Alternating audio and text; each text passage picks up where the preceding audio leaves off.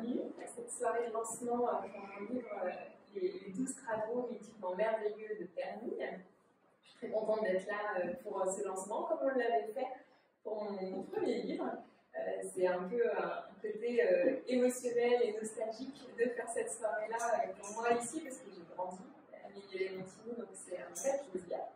Donc pour ça, merci Monsieur Four de m'accueillir à chaque fois. Très gentil pour votre soutien. Merci aussi à Osa, à Fils de venir toujours aussi gentiment dans sa bibliothèque. Et puis merci plus généralement à la commune de Mille-et-Montigny, au Ménilmontoise, Ménilmontois, qui répond toujours présent pour moi. Donc, très très gentil. Et puis merci à vous d'avoir fait le déplacement, d'être là ce soir pour ce jour qui comptait beaucoup pour moi, pour la sortie de ce livre, parce qu'il est vraiment sorti aujourd'hui. Donc, ravi de pouvoir fêter ça avec vous tous. J'en profite aussi pour remercier les éditions Sud-Ouest, qui aussi me suivent à nouveau dans cette aventure littéraire. Donc, merci à toute l'équipe qui a travaillé sur ce livre, notamment Pierre Bocquet, Marie Cardino, Marie Sorbier, Pascal Moulin, Lou Delgado et tous les autres. C'est grâce à ce fabuleux travail d'équipe qui a été réalisé que vous pouvez aujourd'hui tenir tous entre vos mains ce bel objet. Donc merci à toute cette équipe et puis un petit clin d'œil à eux particulier parce qu'avec la sortie de ce roman, c'est aussi le lancement d'une nouvelle collection aux éditions Sud-Ouest, donc la collection Feel So Good. Donc c'est une collection de romans Feel Good dont les 12 travaux mythiquement merveilleux de Perny est le premier et puis qui sera suivi par d'autres romans, d'autres auteurs tout au long de l'année. Et puis, enfin, je tiens à remercier mes proches, ceux qui sont là ce soir, ceux qui n'ont pas pu venir, enfin, tous ceux qui m'ont en tout cas suivi et accompagné pendant la phase de création avec ces moments d'excitation et ces moments de doute. Donc, pendant l'écriture, les relectures, les corrections et tout ça, donc leur soutien est plus que précieux. Mais bon, vous n'êtes pas là pour entendre que des remerciements. Donc, je vais m'arrêter là et puis vous parler davantage de ce livre. Donc, les 12 travaux mythiquement merveilleux de Perny, c'est un roman feel good. Donc, un roman feel good, c'est un roman qui fait du bien par définition. L'idée, c'est que ce soit positif et que vous ressortiez de ce livre avec le sourire. C'est ça. Donc, c'est l'histoire de Perny. Perny, c'est une jeune femme mannequin qui vit une vie à 1000 à l'heure, qui court après le temps, après la réussite, après la minceur, après la gloire. Enfin, elle court toujours après quelque chose. Et dans cette course effrénée, elle s'oublie un peu elle-même, au passage. En fait, Perny, pour moi, c'est un peu le reflet de nos sociétés modernes qui prennent jamais le temps de faire une pause, de profiter et qui vont toujours plus vite encore et encore. Et donc, cette Perny, qui vit une vie effrénée, j'avais envie de lui dire un peu stop. Et donc, j'ai mis un petit caillou sur son chemin. Donc il va se passer quelque chose dans son existence. Alors je ne vous dis pas quoi, hein, ce serait dommage quand même, je vous laisse la découvrir à la lecture. Il va se passer quelque chose qui va l'amener à se remettre en question parce que tout va voler en éclats, ses certitudes, ses idéaux.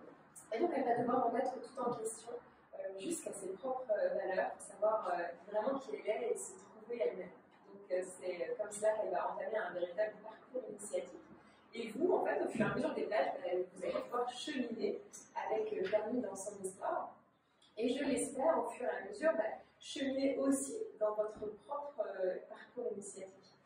Parce que le but, c'est aussi que finalement, ça découle sur vous, vos réflexions. Et pour aller dans ce sens-là, à la fin du livre, donc après l'histoire, après le roman, il y a un petit bonus qui a été ajouté, que j'ai appelé les 12 travaux sophraux.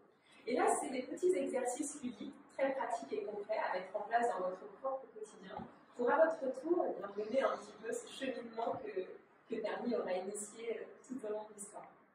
Alors, pourquoi les 12 travaux sophraux? La sophrologie, parce que je suis aussi sophrologue, j'exerce à la maison de santé de Saint-Just-en-Chaussée depuis plusieurs années. Et ça me semblait naturel pour moi d'associer dans cet ouvrage ces deux casquettes d'auteur et de sophrologue pour écrire vraiment un roman, mais aussi associé avec du développement personnel. Donc, ce livre a une double facette, on va dire, et j'avais envie, là, pour cette soirée de lancement, pour cette lecture, eh bien, de mettre aussi cette double facette. Et c'est pour ça que je vais vous proposer une petite expérience. Alors, une petite expérience, vous l'aurez compris, de sophrologie. Alors, pour ceux qui ne connaissent pas, la sophrologie, c'est une technique qui permet de recréer du lien entre ce qui se passe dans la tête et ce qui se passe dans le corps pour trouver une véritable harmonie à l'intérieur de soi et puis avec le monde qui nous entoure. Je vous parlais tout à l'heure du cheminement initiatique de Jérémy, qui en fait va avoir un regard différent, un regard nouveau sur elle-même et puis sur son environnement. Et bien, du coup, je vous propose là, par cette expérience, d'avoir une écoute différente, une écoute nouvelle pour la lecture qui va suivre. Alors, tout simplement et très naturellement, je vais simplement vous demander de prendre le temps de regarder un peu la pièce dans laquelle vous êtes.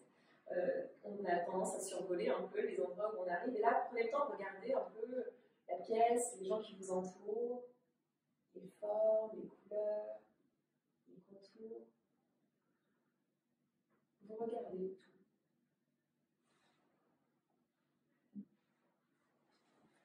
Et puis, vous prenez aussi le temps d'entendre les sons, la voix, les bruits peut-être de vos mouvements, des mouvements des autres, de vos extérieurs, avec les fenêtres ouvertes en plus. Vous entendez tout. Et puis, vous sentez. Vous sentez votre propre odeur, l'odeur des autres, de la pièce, des livres. Si à un moment donné, certains avaient envie de fermer les yeux, vous avez la possibilité d'exécuter tout ce que vous avez envie de vivre là dans cet instant. Et puis vous percevez le goût présent dans votre bouche, le goût naturel, qui éveille vos sensations gustatives. Et enfin, vous percevez à la pulpe de vos doigts les matières que vous touchez, que ce soit votre peau, vos vêtements, la chaise. Vous vous connectez pleinement à vos 5 sens, pleinement connecté à vos sensations, à vos ressentis, et donc pleinement connecté à vous-même.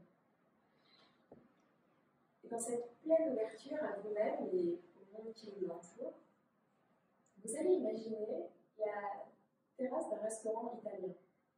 Un restaurant très typique, avec des nappes à carreaux rouges et blancs, des casseroles en cuivre accrochées au mur, et un drapeau italien qui flotte dans l'air.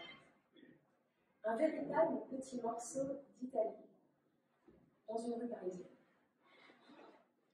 Nous sommes en soirée, la journée a été chaude et il y a encore une agréable tiédeur dans l'air. À cette terrasse, il y a 2 femmes qui sont attablées, 2 amies qui discutent. D'un côté, il y a Pernie. Pernie, femme magnifique, très élancée, avec une cascade de chevelure blonde qui tombe sur ses épaules. Ses yeux bleus intenses sont en pleine réflexion. Et puis en face, il y a Élodie. Élodie qui, par son sourire chaleureux, invite à la confidence. Sa peau métissée scintille dans le crépuscule, tout comme ses yeux gris argentés, d'une douceur infinie. Et vous, vous êtes là, en spectateur de cette scène. Vous les regardez, vous les observez. Vous entendez le son de leur conversation. Vous sentez l'odeur des plats espagnols qu'elles dégustent. Vous percevez sur votre peau la sensation d'une légère brise. Et dans la bouche, vous avez comme un léger goût de fossile. Une douce chaleur berce la terrasse et les bruits de la nuit commencent à émerger. Pernie avait oublié les multiples sensations que procuraient toutes ces saveurs en bouche. Elle profite de chaque instant de cette redécouverte. Elle se sent à sa place, précisément là où elle doit être à ce moment précis. Elle prend le temps de réfléchir. D'habitude, elle déteste le silence lorsqu'elle est avec une autre personne. Ça la gêne, la met mal à l'aise. Mais pas avec Élodie. Tout semble naturel et facile, même le silence. Et une fois de plus, comme si elle avait compris le besoin de son amie, Élodie se tait également, plongée dans ses propres introspections. Tu sais, je crois que tu as raison, confesse Pernie en rompant la suspension du verbe. Je n'ai aucune connexion entre ma tête et mon corps. Je vis dans ma tête. Mon corps m'héberge, me véhicule, j'ai besoin de lui, mais il n'est pas moi. Avec mon métier, j'ai instrumentalisé mon corps. Ton métier a certainement joué un rôle, car le phénomène a l'air assez prononcé chez toi. Mais je crois que ton problème est très sociétal. Beaucoup d'Occidentaux considèrent leur corps comme annexe. Ils ne l'écoutent plus. Il reste uniquement dans le cérébral, avec toutes les complications que cela induit et qui se multiplient, comme les dépressions, les burn-out, l'anxiété et la mélancolie. C'est vrai que nous sommes une population drôlement triste, constate Berne. En même temps, les messages sont trompeurs. On nous recommande de nous aimer, et en parallèle, on nous suggère que notre corps n'est jamais assez parfait, en nous invitant à appliquer crème, masque, maquillage et autres artifices, voire en ayant recours à la chirurgie esthétique qui se banalise sévèrement. Donc, l'injonction aimez-vous concerne bien notre mental et pas notre corps. Le clivage est lancé. Je suis bien d'accord avec toi. On nous entretient là-dedans à 200%. Mais ça ne signifie pas qu'on ne peut pas s'en extraire. Je ne parle pas de devenir forcément une marginale, de s'enduire de lait de chèvre tous les matins et de ne plus saler les cheveux, mais de trouver son propre regard. On ne nous apprend pas à aimer notre corps tel qu'il est. On nous apprend à vouloir le changer, l'améliorer. L'améliorer par rapport à quoi, à qui? C'est tellement subjectif. Et pourtant, on nous fait croire que non, qu'il y a une norme de la beauté. Ça fait de sacrés ravages. Tu prêches une sacrée convaincue.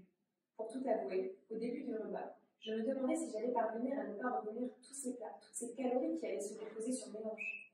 J'ai envie de changer, mais ça me fait flipper. C'est normal. On ne vient pas déraciner en un claquement de doigts des choses ancrées depuis des années. Il faut que tu sois patiente et bienveillante envers toi-même. Haha, bienveillante, le nouveau mot à la mode. C'est vrai qu'il est un peu galvaudé ces temps-ci, et pourtant il est bel et bien primordial. Tu dois être douce avec toi-même.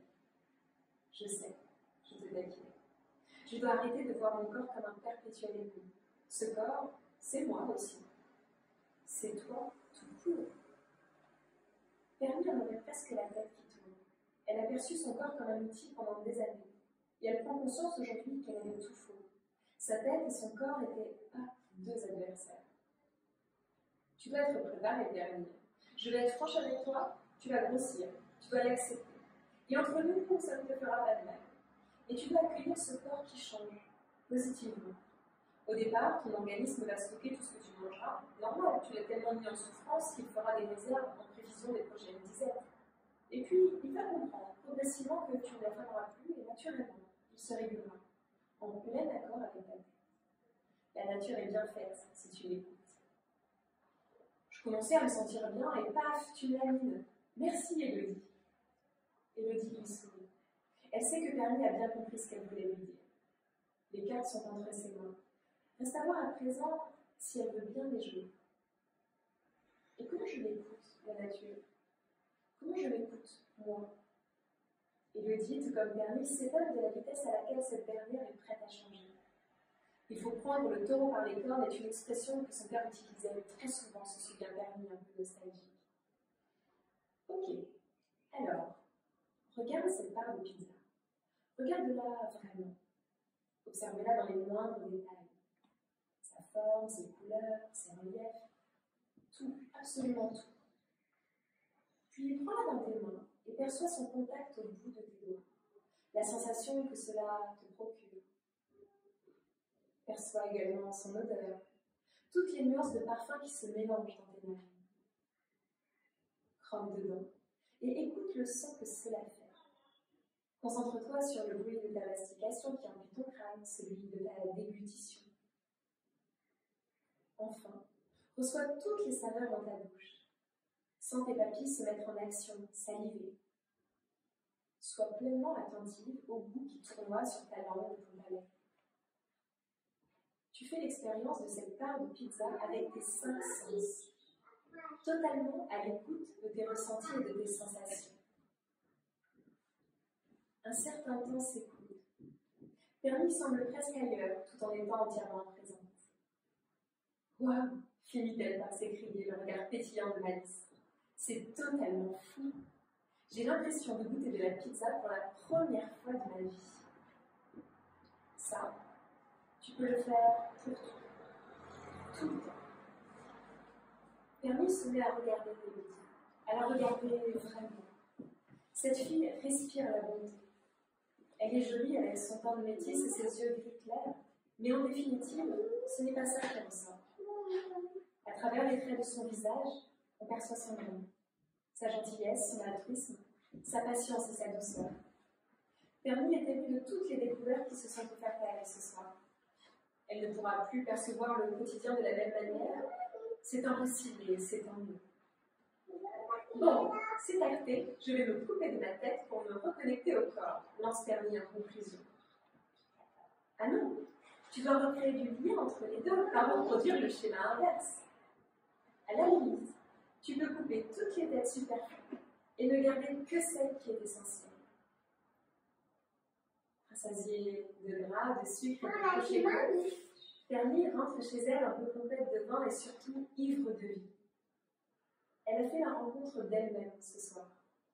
Une rencontre merveilleuse et pleine de promesses.